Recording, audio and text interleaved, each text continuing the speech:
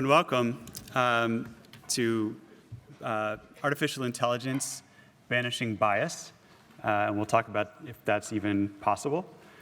My name is Dan Goldstein. I run a lab in Microsoft Research in New York City.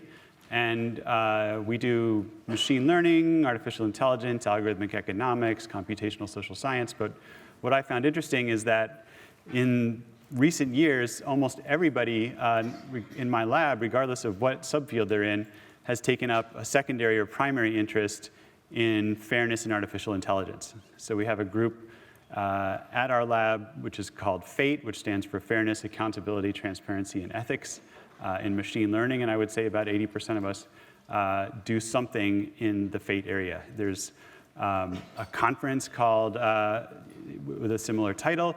It started out being called Fat Star, but then they changed the name because it sounded a little bit funny. But again, the idea is fairness, accountability, transparency, and ethics. So an example of a kind of study that the things that we work on might be, from the very mathematical, designing algorithms that are maximally simple and transparent and yet very accurate, to the analysis of what constitutes fair and how to audit algorithms and determine whether they're fair, to issues of moral philosophy and what is fair, and does fairness have a concrete definition that holds across cultures and so on. So one example that comes to mind to kick this off is from our own research. We did a study on what are called interpretable AI algorithms, and in particular models to assist people in their decision making. And in our study, we gave people a task which was to predict the selling price of an apartment. So you'd be shown all the features of an apartment, and users would have to predict how much the apartment would sell for. And we had people randomly assigned to conditions. The conditions were basically, they were given various decision aids that were more or less transparent, more or less simple, and they were compared against a group that had no decision aid at all. And we wanted to see basically, do people who get more interpretable decision aids make better decisions when it comes to making accurate forecasts? And what we found at the end was it didn't really matter what interpretable model we gave people. They all did about equally well. But what was really interesting to us was that the people who had no model at all had twice the error of the people who had any model. And so it kind of brings this question up. If you have an algorithm and it has some kind of bias, so let's say it treats group A unfairly 6% of the time and treats group B unfairly 7% of the time, that should be of concern because it's not equal. But if you think about what the human being making the same decision would be doing, and if the human being making the same decision would treat group A unfairly 25% of the time and group B unfairly 30% of the time, is that, should you go with the algorithm even though it does have a bit of bias in it? So these are the kind of questions that we wrestle with. We have excellent panelists and speakers today who I'm happy to introduce right now. We're first going to hear a talk from Ricardo Silva, who's an associate professor at University College London. Then Kate Glazebrook, who's the CEO of Applied. And finally, we're going to have a panel discussion, and we'll be joined by Lisa Xu, who's a professor at London Business School. So without further ado, I'll turn it over to our first speaker, Ricardo Silva.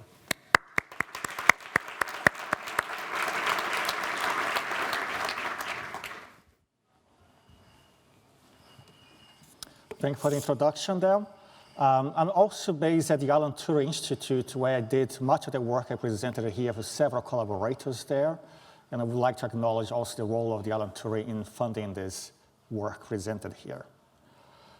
So what I want to talk about is something related to recent developments in artificial intelligence and machine learning. The motivation is, as we know, during our lifetime, there will be many events which are going to be affected by decision-making processes taken by some organization, some applications that you make. For example, to do a college application, it will be a very important decision to make by the colleges and whether you get in or not. And as part of the process, you expect it to be fair. in a sense, is not biased according to particular demographic groups. This is not always very clear to explain what it is. And it's also something that gets even more complicated when you take into account the complexity of data sources that are used today to make these decisions. But it's an old problem. You can pick up very historical examples on that. One very well-studied historical example is what happened to UC Berkeley in the 1970s, where it got sued by apparent discrimination against female applicants because the rate of rejection for female applicants was higher than what the baseline would indicate. When people look at the association, they try to explain away why this was happening, whether there was a factual basis for this bias allegation or not. People got satisfied at the time by saying that female applicants were just applying too harder to enter majors. That was the explanation on why this association emerged. But things are not always as easy as that. And we want to need some more complex ways of explaining why these particular associations might end up appearing in our decision making. So what algorithmic fairness is just basically a version of this old problem where some algorithm actually enters in the pipeline. For reasons, for example, we need to scale up the decision-making process. When you have many applicants for loans, for instance, you want some sort of automated way of deciding which ones are promising or not. And there, you incur the risk of having also an algorithm making decisions which might be biased. And there are many facets in a way by which unfair decisions might play a role. For example, in this image that you see there is a question of representativeness. So what you see there are ways by which particular words on search engines are associated with different genders. So if you go, for example, to Google Images, type examples of images for leadership, then it's much more likely, at least at the time this study was done, much more likely to see images of males and females. So matters like this are also matters that fall under the umbrella of algorithmic fairness. But what I want to describe here is most related to one particular type of problem, which is going to be prediction problems, how to predict the outcome of an event that is used in a decision-making process. And the example I'm going to use here is more of an illustrative example. This is not a full-fledged application. It's more for pedagogical purposes to explain some more theoretical ideas what people on AI and machine learning are doing these days. So the example I'm going to use for this talk is the process of applying to law schools in the US. So you want your decision-making process, whether you give or not a position to an applicant, to be fair in particular ways that I'm going to define later on.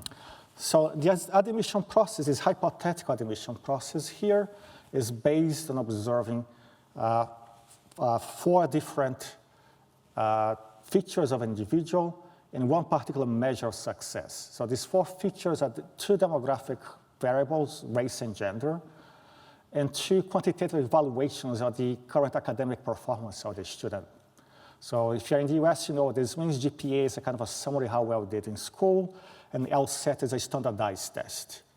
So the measure of success that I want to use in my decision-making process is how well a student does at the end of the first year in law school. So this applies only to students. The data that is used here applies only to students who have been selected to enter law school.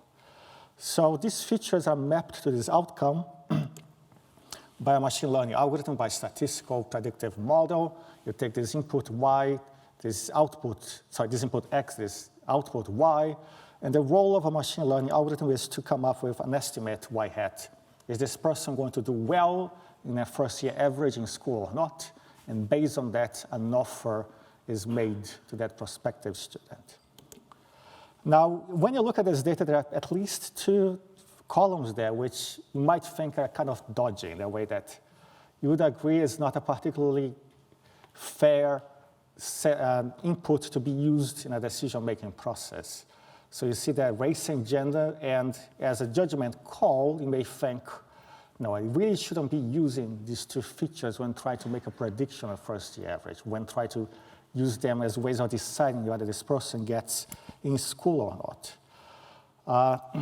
Of course, you may think there is ways to get rid of those. Maybe I just should omit them from any method or any algorithm that takes some sort of input signal. So you may think, okay, let's not use these features of race and gender there. Let's just use LSAT and GPA, and I'm going to make my decision based on that.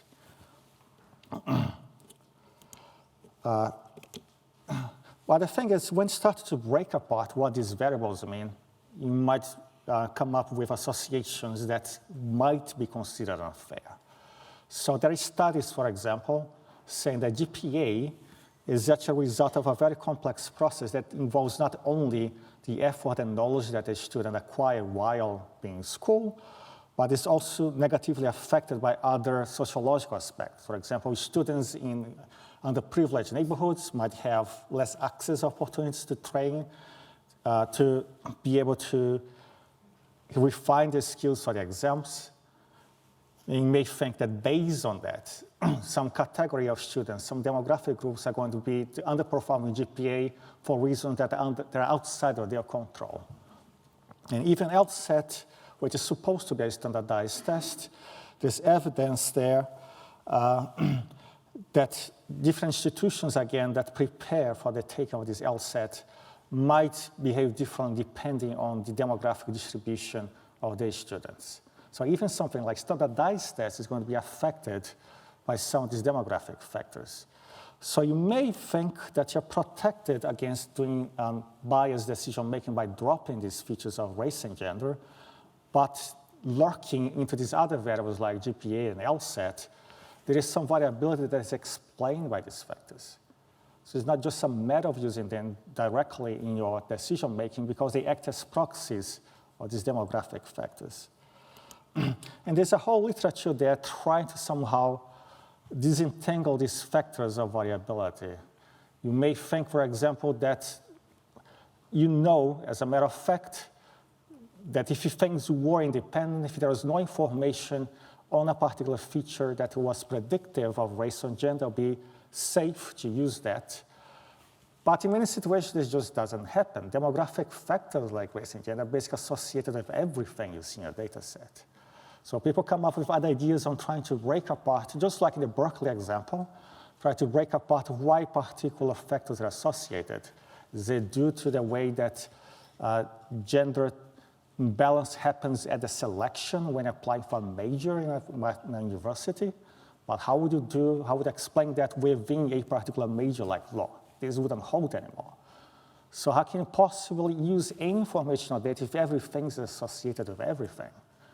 So the claim that you want to make here is you have to model some of the fine aspects where these associations come from. And one way you're doing that is just to bite the bullet of expressing a causal process on how these values became associated. So the diagram that I showed there is one particular representation that many people in AI and statistics use to represent causal relationships. There's a whole theoretical and formal way of explaining what this notation means, but intuitively these edges represent causal connections.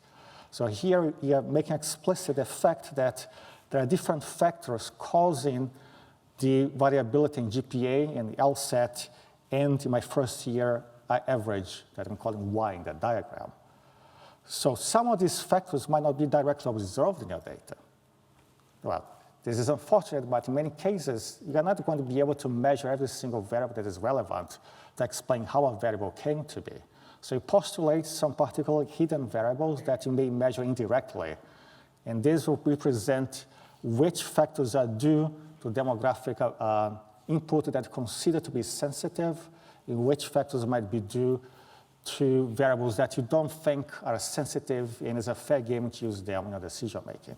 So in this example, law knowledge, which is an abstract hidden variable here, can be indirectly measured by the GPA, but the GPA is not formed only of your knowledge, but also of other factors that influence how well you did in that exam. So here is not an easy task at all to write a model like this, but what it forces you to do is to at least explain away your thought process. So you're making explicit here your assumptions of which parts of your signal you're extracting that you can at least claim you're attempting to make them independent of demographic factors. So this causal model can be used to calculate a particular variation of your inputs, which people in statistics like to call counterfactuals. So I'm going to explain here a notion of counterfactual that is going to be at the basis of a particular way of doing algorithmic fairness. So we have an individual there who's male and black. These other variables, GPA, LSAT, first-year average, and this hidden ability of law school knowledge. I'm just to simplify and pretend they're binary, so either thumbs down or thumbs up. So in this individual, there is an outcome. This individual didn't do well in the output of first-year average. But imagine that if I keep all the things that happened to him, being male and having this particular GPA, LSAT, and first-year average, if I keep them constant, what happens if I switch just the race of this individual from black to white?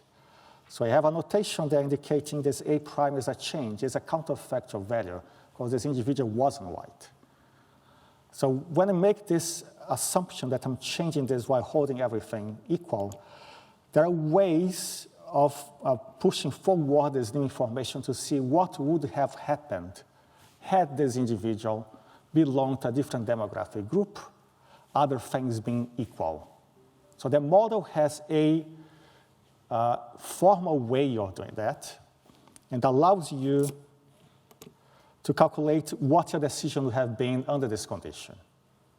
So this gives you an operational way of defining fairness, which we call counterfactual fairness.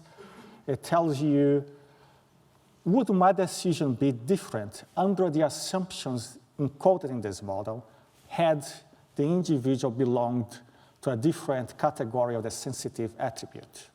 If this is the case, you're saying that your decision-making process is not fair in this sense.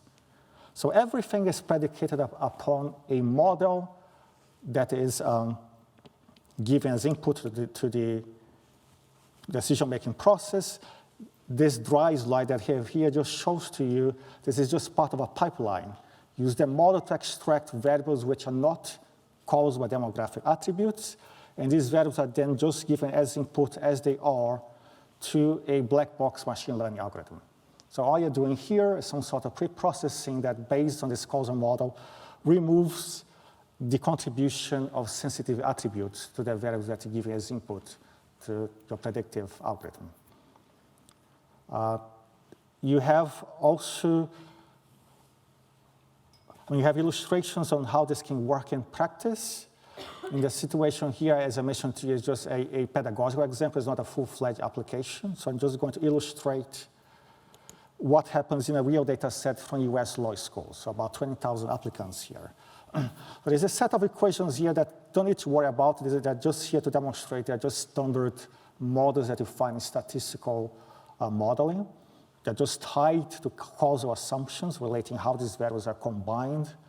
And all this is saying here is, based on this model, you're able to make predictions that remove the contribution of demographic factors. When you do this, you can measure the impact what you have lost, because some information is being thrown away. There's some information here being thrown away regarding gender and race, and you do suffer a penalty in terms of how well you're doing predicting the first-year average. So what you see in that table is a measure of prediction error. The higher, the worse. So you do slightly worse than using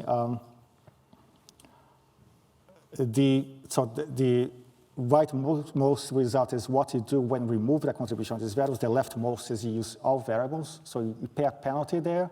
But at least in principle, you can say, my process on how I got to that is documented according to this causal model. It's transparent. These are my assumptions on how I postulated that I'm being fair in this decision-making process.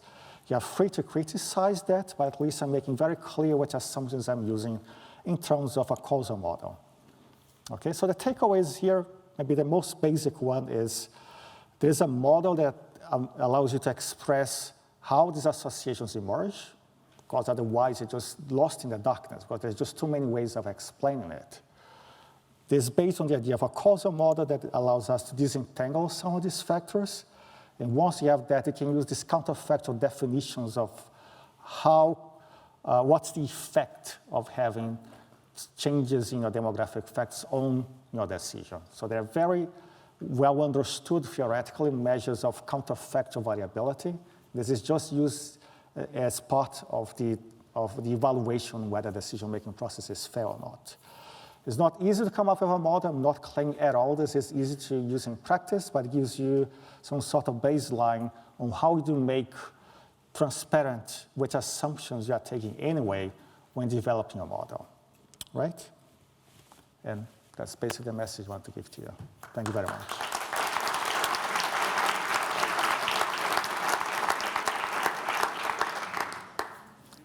Just one question now, and we'll do the other questions in the panel discussion. Anybody have a question?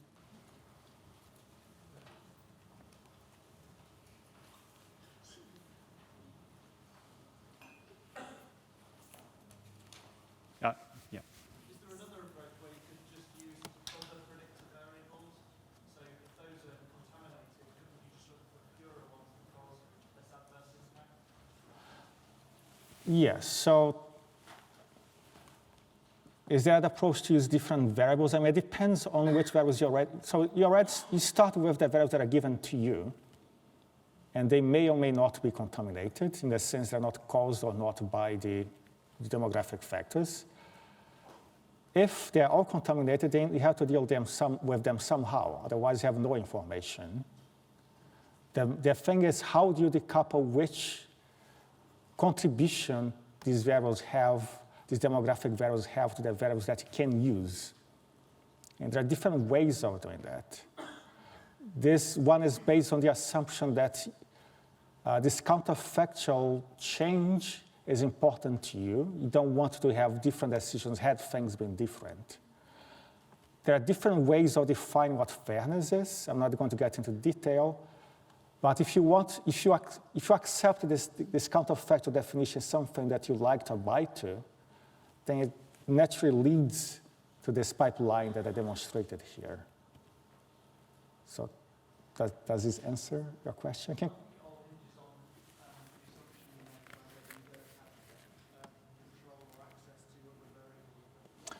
Yes. It all depends on the assumptions you have. I'm not claiming that the assumptions are part of the algorithm. They're inputs to the algorithm. Great. Thank you, Dr. Silva. Thank you very much.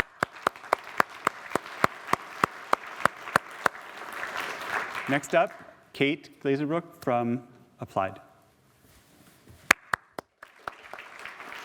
Thanks, Dan. Thank you, Dan, and Ricardo for that. I'm going to turn the conversation a little bit into a practitioner trying to use algorithms. And specifically, I'm going to turn it to questions around fairness in recruitment decisions, which is principally what we're about at Applied.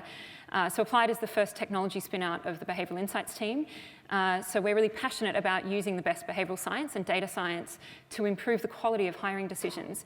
And what I wanted to share with you today is, I guess, our internal thinking around when, where, and how do we use algorithms to help improve those decisions, and what are some of the considerations that we take on board that I think probably hold true for most of us who live in society, getting back to Dan's comments earlier about what are the ethical considerations, the transparency considerations, and so forth, that we need to be thinking about as citizens who interact with algorithms. So to get us started, I thought it might be worth motivating why it is that we're even having this conversation. And I'd start with sharing with you an experiment which was done in 2016.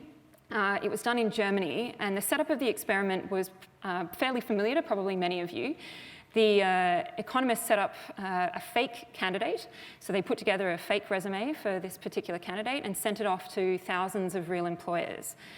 But what they did before they sent it off is they made 3 small changes to that fictitious candidate's application. And they randomly assigned different employers to receive these slight variants of the CVs. So 1/3 of employers received a CV from this wonderful woman, Sandra Bauer. And this was the picture that sat at the top of that CV. Now, randomly selected, another 1/3 of employers received exactly the same application with the same credentials, same work history, same educational background, same picture, but this time her name was Miriam Ozturk. So what they did is they deliberately chose a quintessentially German-sounding name in Sandra Bauer and compared that to a quintessentially Turkish-sounding name in Meryem Öztürk. Now, a final third of employers, again randomly selected, received the same application, same quality of candidate, same woman in the picture. She was Meryem Öztürk, but this time she was wearing a headscarf. And what they did is they then measured which of these 3 equally qualified candidates received a call back for an interview. And what they found was, on average, Sandra gets a call back about 19% of the time. Not bad. When Sandra was suddenly called Meryem, she only got a call back 14% of the time.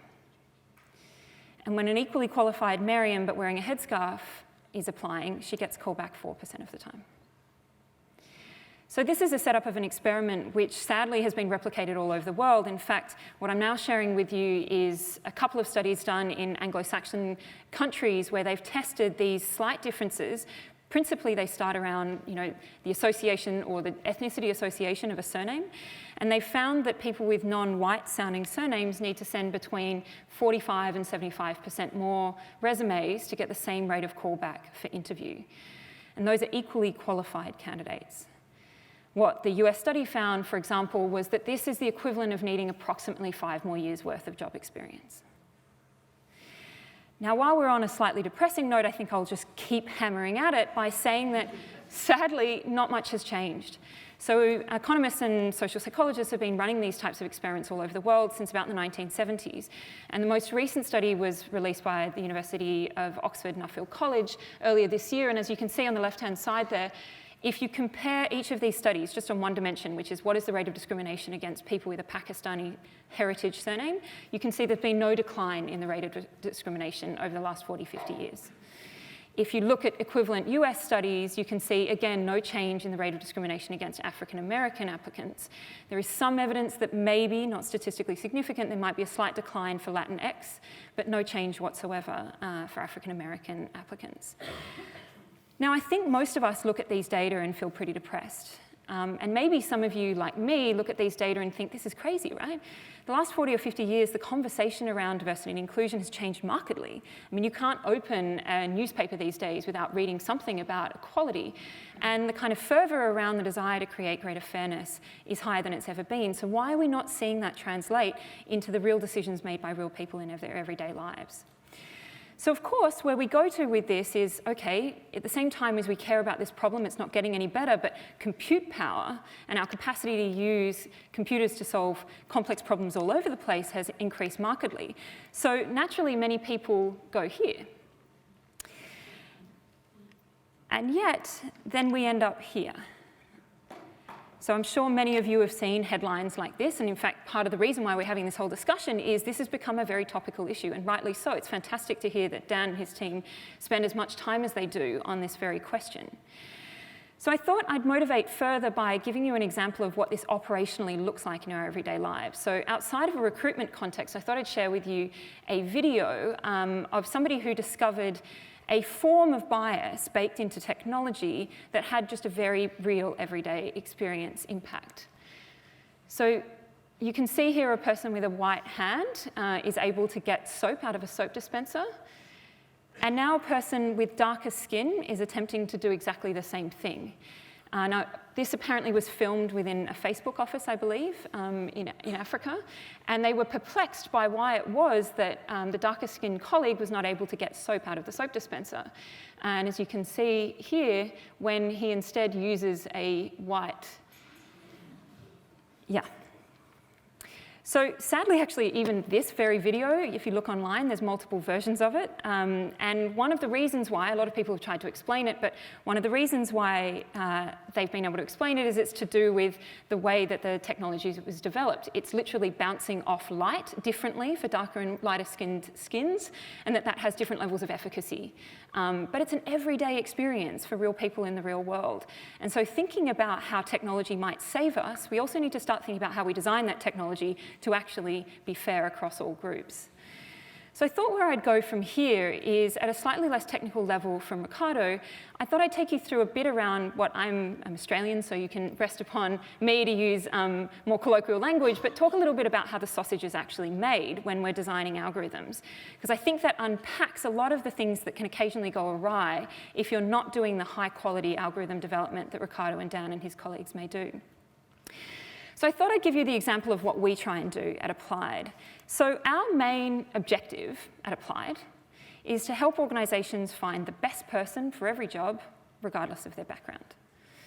Now, in any given algorithm design, you need to start with what is your ultimate objective? What are you trying to solve for? And of course, this is a philosophical question, and you can debate and should debate whether those are the right kinds of objectives. But for the purposes of this discussion, trust me that I think that's a reasonable thing to aim at. But now the question becomes, if that's where we're going, how on earth do we get there? And we need to start unpacking what does that look like, what variables do we use to identify our success against that particular objective. So we go from an objective basically to a set of outcome measures. So these are things that we use to know whether or not we are being successful at achieving that objectives. So basically in this context, we need to start thinking about what are the on-the-job measure or measures which define best. So how do we know when we've succeeded? Then what we need to do is think about what are the input measures. As Ricardo talked about, what are the correlates with those measures that I can obtain from both potential candidates and from employees to be able to build an algorithm that helps me to achieve those outcomes that ultimately helps me to identify whether that objective is delivered. And ultimately, this is a question of prediction. And at the end of the day, the outcome we're then given is, can we develop an algorithm that will predict who will be best and should we use it? So I want to break apart each of these different parts and give you some thinking around what some of the discussion points ought to be in every decision when you use an algorithm. So let's jump to the output measures. So what are the on-the-job measures that define best? Now, we work with a lot of organizations that spend a lot of time thinking about how do we even know whether or not we have the right people in our teams? And so naturally, the mind turns to what are the kinds of data we actually even have on our employees to know what works? So some of the things we might do, like let's imagine that we're trying to find the best salesperson. So how do you define who is the best salesperson? Now, you might start with data on their individual sales targets. Who's met them? How regularly have they met them? Have they exceeded them? But then some people might naturally say, well, OK, that's one dimension of understanding whether they're a successful salesperson, but it's not the only one. In fact, we might want to pair it with some other things, like how do their managers or their peers rate them? Maybe we also want to care about their team targets, because an individual might be individually successful, but actually destroying the capabilities of people around them by stealing all of the great likely to convert deals. We might also look at even things like customer satisfaction and tenure of their particular sales, or we might even think about things like the rate of promotion. So from organizations we've spoken to, when they try to build predictive algorithms, they're trying to find what are these sorts of proxies for that end outcome that I'm going to design against. But of course, this opens up loads of questions, and just some of them include, for example, can I even observe this particular outcome? Because if I can't observe it and I can't quantify it, it's very, very difficult to put it into an algorithm. But that in and of itself is an interesting question, and what parts of this can I holistically measure? So OK, that's a perhaps logistical question that you might want to answer. But what about comparability? How comparable are these measures across the organization? So am I delivering something that's going to work for everyone or just work for one particular kind of team? And how does that change the way that I think about designing the algorithm? What about completeness? So who might be missing from the data set that I currently have in my organization that means that these data inadvertently, as many of the points that Ricardo pointed out, might inadvertently be picking up other kinds of variables? So for example, as was made sort of famous by the Amazon example, if they had very low levels of female applicants being successfully getting the job, then by definition, the employee data that you have is skewed male. And so what does that suggest about the potential for that data set to be skewed in ways that you don't immediately identify that ends up creating an algorithm that inadvertently biases further against women? Another question is objectivity, which of course is a hugely loaded term in this space. But there's an interesting question here about historic bias and how true are the data that we even have. So let's take manager and peer ratings, for example. That's not an objective measure. By definition, it's a subjective interaction between an employee and their manager, and might contain a load of data and what we might think of as noise, as well as some form of a signal of the quality of that person. So the final thing we might want to be thinking about here is, in general, inclusion. And the question here is, who is making these decisions? So who is asking the question of what is the outcome that we're looking for? And who is making the decision on which of these variables matter? And as we'll see, a lot of these things come back round to determining the success or otherwise of a given algorithm if we have a very small subset of people who think very similarly about making all of these crucial algorithmic decisions. Okay. So let's now move to thinking about, imagine I'm comfortable that I can come up with an index, maybe a single measure or an index of proxies of what best looks like, based on some or all of these things. And I've gotten myself comfortable with each of these considerations. So now what I want to be doing is thinking about, if I want to predict who's going to be good, now that I have a measure of what good looks like, I'm going to need to think about what are the other inputs that I can use to identify is this person likely to be a good candidate. So some of the other data that you might be thinking about then is, for potential candidates, have they previously held similar sales roles? Is that a good predictor of these end outcomes? Or other things that might come into play are things like work history or referee reports or demography or even education background. Now, importantly, in order to be able to build a useful algorithm, you need this information not only on your existing employees, but you need it on prospective employees. So then you have an interesting question about, can I even obtain this data from people internally or gather it from people who might be applying? And I would argue that all of these same considerations hold true as well. Okay, so imagine you've gotten yourself comfortable that you have good and useful proxies. You also have good and useful inputs. Then the question is, can you actually derive an algorithm that's going to work? So in very, very roughshod ways, and I'm not a data scientist, so there will be technologists in the room who will say this is a horrible miscommunication of what they do, but one might think about this sort of design of algorithm being, you create a training data set, and then you test that against another whole data set to test it against its capacity to actually accurately predict those variables. And I would argue in this condition, you have as many other considerations, which include how efficient is this algorithm? You know, how do we value the time saving that an algorithm might give us over making other kinds of decisions? How accurate is it? So as Ricardo mentioned, we might, and as Dan mentioned, if we know there's some level of error, what level of error are we comfortable with? And those are very real moral questions that we have to come to terms with. There might be rates of discrimination. There might be aspects of review. So how often are we designing this algorithm and then retesting the algorithm to make sure it's continuously working as new information comes to light? There's implications for these kinds of decisions. So maybe this makes a decision on who you choose to hire right now, but what are the spillover effects to the nature of your organization? What are the other kinds of implications there might be? If we know that candidates who get jobs in great organizations are more likely to get other great jobs in other great organizations, there are spillover effects that we experience as a society from even one screening choice. So I don't have loads of time, so I'm going to move a little bit quickly through these, but I think a bunch of other considerations are containment. So should we be able to use this algorithm to make other kinds of decisions, or is it only contained to making this one decision that it was originally designed for? And I think this one's hugely important for organizations. Is it auditable? And I'm sure it will come up in our conversation. Is there a requirement to go and check that algorithm with an independent auditing agency to make sure that it is holding true to these principles? How transparent is that? And how transparent are the variables that go into that? How consultative are we in delivering that kind of algorithm? And then finally, and I think this is an important one, do we put any value on people's ability to comprehend what on earth we've just done? And I think when we're talking about applying algorithms to tricky decisions, we need to care about the social license to operate. And I think this is hopefully something will come up in conversation. Now, I'm a behavioralist, so it's important to note that I think some of this is behavioral too.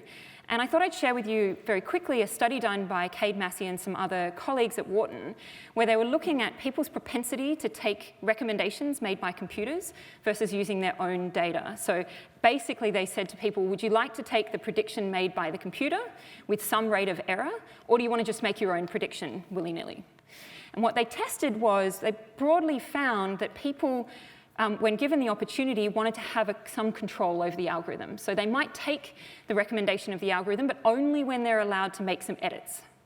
And so their question was, if you give people editing rights, how much worse is the prediction made by people when they're able to insert their opinions into it? And how does that, what are the implications for that? So they had a bunch of different groups, and they basically found if you gave people no choice as whether they used the algorithm and couldn't change it or not, no one chooses the algorithm, or at a much lower rate. But if you allow people a little bit of control, then suddenly they're like, sure, I'll take the algorithm, but I'm going to make some edits. So first of all, we found that people are algorithm averse. But importantly, it has other kinds of implications. They found that because people, when they're able to use the algorithm, make some edits but not tons of edits, they can, on average, achieve a better rate of decision making than if they're just left totally on their own. So the average rate of error is lower because on average they're still at least being anchored a little bit by what an algorithm, which could be more effective, is giving them. And they found that these have very real impacts. So they even looked at, even where people are incentivized to get the perfect prediction, so you'd think they're incentivized to make the perfect decision, they find that actually people earn more in those sorts of settings where they're at least able to make a decision together with an algorithm. And what they ultimately sort of discovered is giving people a little bit of control goes a long way to helping them to make slightly better decisions. And I thought it'd be, we're at the BX, so Danny Kahneman, who wrote Thinking Fast and Slow, basically believes our overconfidence in our own capacity to make decisions is the single one thing that he would want to have some impact on in behavioural science. So how do we think about this at Applied? This is the point where I say we're not an AI recruitment tool. And I'm going to now cue your gasp as to why that might be the case. But the reason why is principally where we believe that algorithmic bias is real, and we worry a lot about the fact that we don't have unbiased data sets out there on which to develop the kinds of algorithms that we might want to. And though there's a lot of work being done by people in this room to help to audit and uncover the causal biases and correct for them, we're still at a fairly early days in making those kinds of corrections. So we don't currently use them as a screening tool, but we also think about ways of using AI to help with decision making, which I'll come back to. The second reason why we don't use AI to make decisions about who gets hired is because we believe that how people feel matters, and particularly how people feel about the people they're going to work with. So to come back to algorithmic bias challenge, we feel like if we're an organization that's helping teams to hire people that they might otherwise have overlooked. So to go back to the Sandra Bauer, Merriam Ozturk, if we're helping people to be less biased in the way they make that selection decision, we want people to own the outcome of that selection decision. And a lot of the algorithmic bias data suggests to us, even if you can design an unbiased algorithm, you don't necessarily derive the sense of ownership and therefore capacity to include and create a sense of belonging for those new, perhaps less usual candidates being hired into your team. So really quickly, what we do at Applied is we're an end-to-end recruitment tool using behavioural science. And I'm going to scream through this because we are running a bit out of time. But essentially, what we do is we try and break apart the bias that might exist in hiring decisions and guardrail against it. So it's still humans making decisions, but guardrailed against the main areas of bias. So we replace CVs with work samples, which are much more predictive of job performance. So candidates answer real-world questions. We then anonymize all of their applications for reasons which should be obvious. We then chunk up their applications in ways that make it much easier for humans to compare like with like, and to avoid halo effects of they're amazing at one particular area, so they must be amazing at everything, and actually do a like-for-like comparison of candidates. We then randomize the order that each of these candidates appear to different people in their review process, because we found that ordering effects are real, and we make different decisions about candidates that we would in the morning than we might make about them in the afternoon. And we allow multiple people to score independently without seeing each other's scores, and we average them all out in order to identify who is best for the role. So as you can see here, it's still a human making a decision, but it's a constructed decision using choice architecture to try and get the best out of human decisions without losing a lot of what we think is the value in those human decisions. So it actually works, and we can talk about that later on, but I guess what I wanted to finish with is thinking about what some opportunities we are thinking about for enabling algorithms as opposed to screening algorithms. So in the team, some of the things we're thinking about is, could we use AI to better suggest skills and questions based on job descriptions that reduces status quo bias? So can we use algorithms to help us make more wider choices about what we might do rather than falling into the same path dependency we might have had before? Can we use algorithms to help us optimize the number of reviews and help us to be more efficient with the time that we spend while maintaining the same level of fairness and efficiency? And we might even think about using algorithms to better identify type 1 errors made by humans. So we might see some anomalous behavior by individuals and we say, that's interesting, we might have predicted that candidate would have done better, do you want to have another look?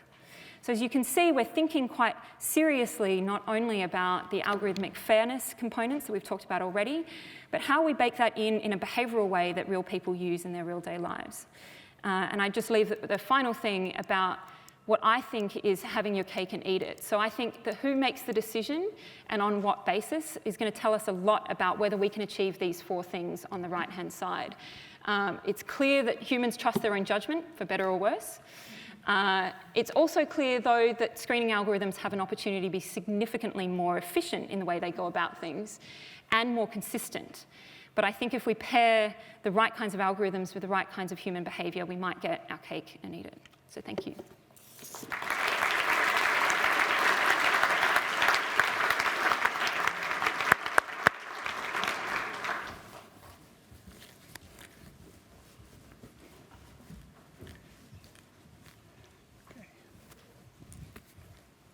Now joined by Dr. Lisa Xu as well.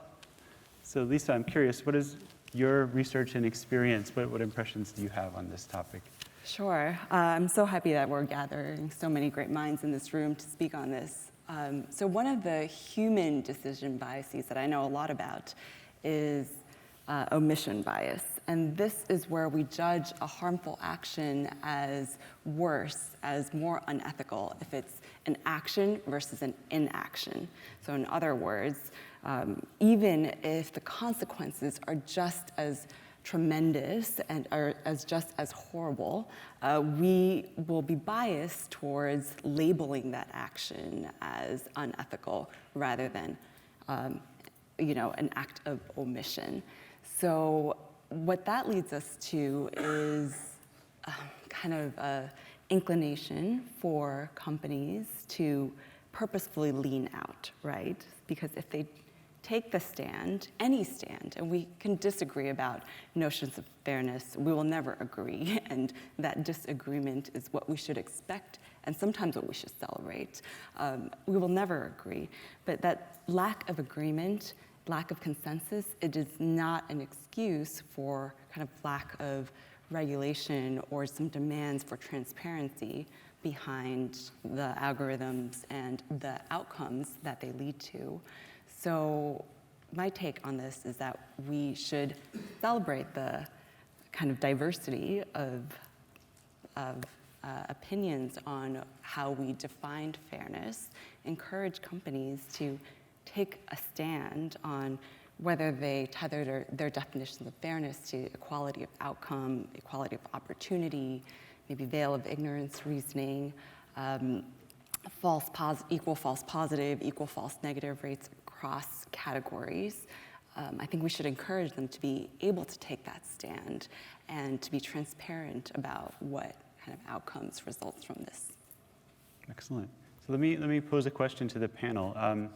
Do you think that we should be concerned with eliminating bias altogether or just eliminating it to the extent that we improve upon human decision makers?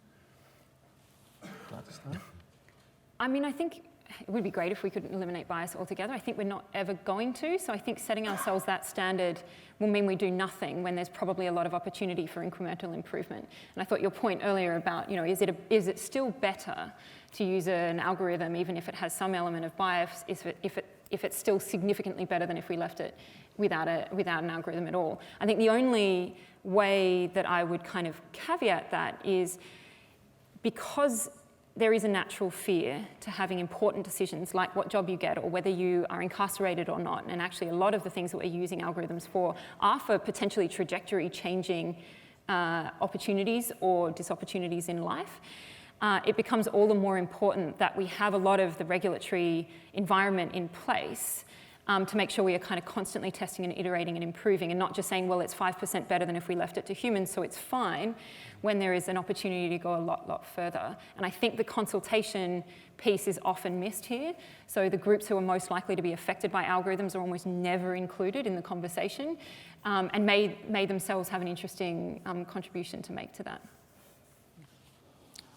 Yeah, sometimes people ask me whether it's worthwhile to pay a price to throw away some information, because as I showed that sometimes to achieve this type of predictive fairness, we have to throw away some information. Yep.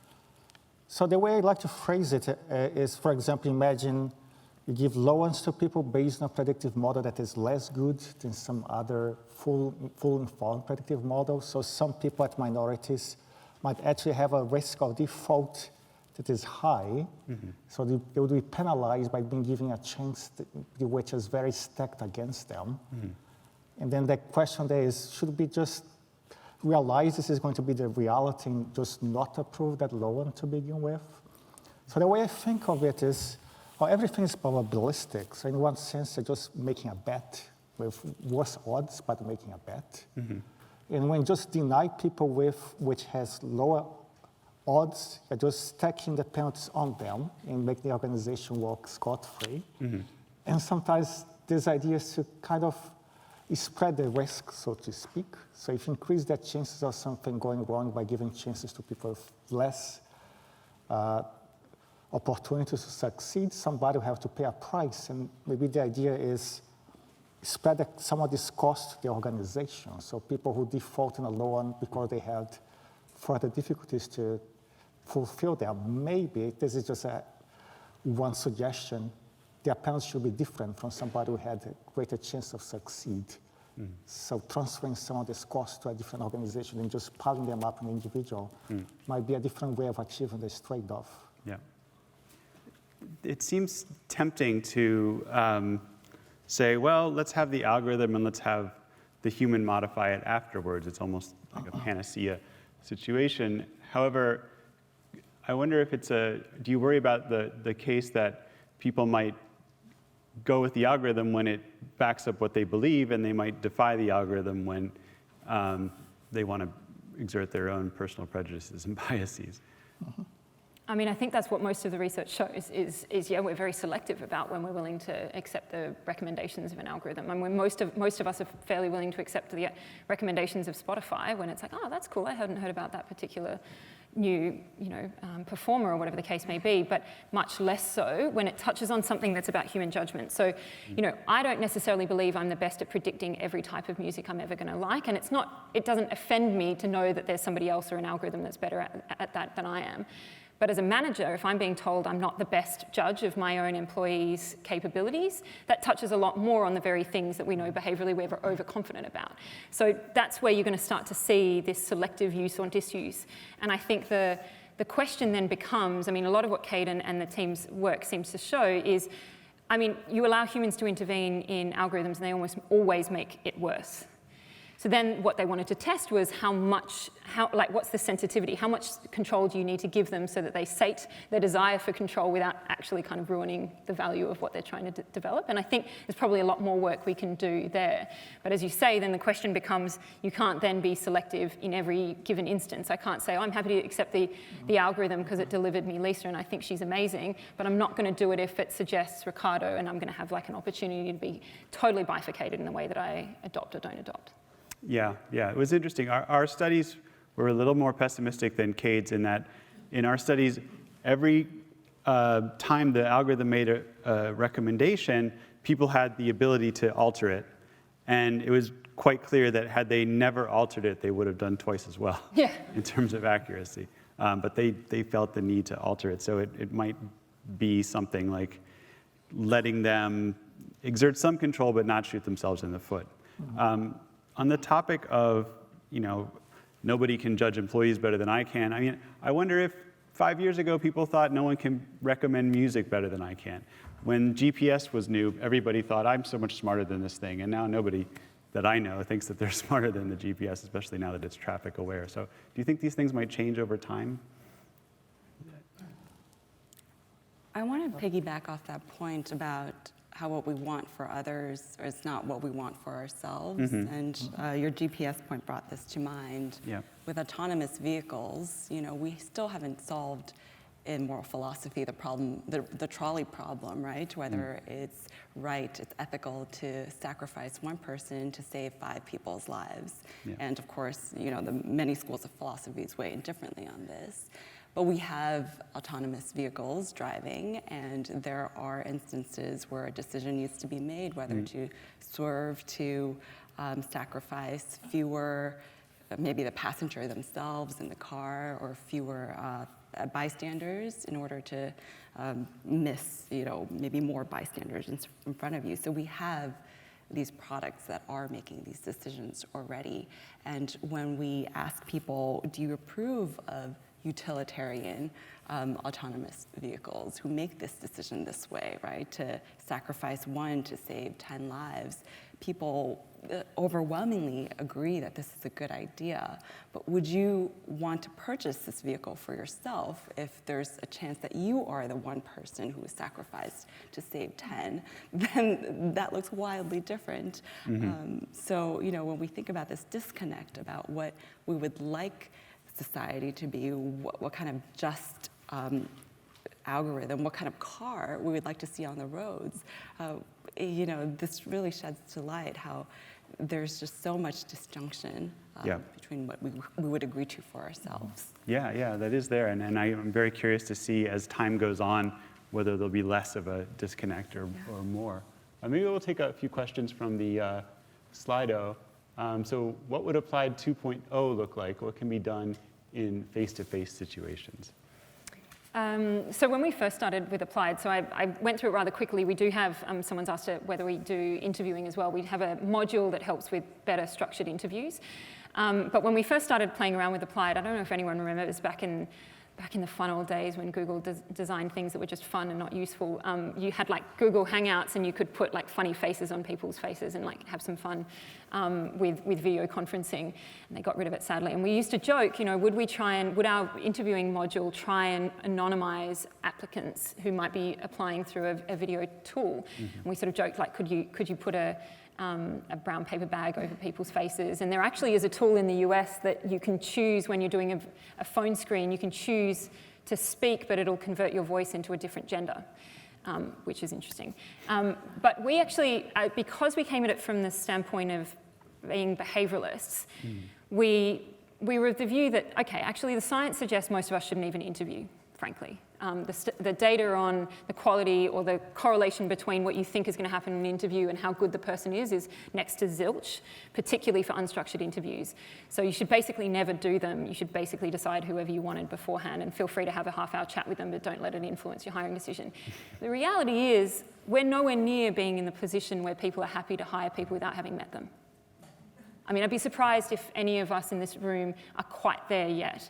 And so the challenge we face is like, sure, the research is here about what we might want to design, but we as a society are not there. So what's the version, kind of to your point, is, like if the algorithm, or in our case, the behaviorally informed technology is better than the status quo, is it still worth it even though it's not exactly where we would want it to be? So our interviewing module tries to bring the best science into that, knowing that there's still going to be latent bias. And the thing we then hope to do is we measure tons of adverse impact. So we're always looking at every question that's asked of every candidate by different types of interviewers. How do they score them? Why? So we can identify these are questions which on the face of it look fine, but you're effectively asking a confidence question. And we see systematic differences between underrepresented groups, be them women or others, performing less well on questions that ask them to sell themselves. So we should stop using that and use effectively algorithms to pull to the top things which are found to be more predictive and less biased, and provide very strong signals. Are you sure, Ricardo, you want to ask that question because the data show that this is the outcome? Yeah, tricky questions, deep questions, important questions. I'm glad people as smart as these panelists are working on them. We're at time now, so let's please thank our speakers and panelists.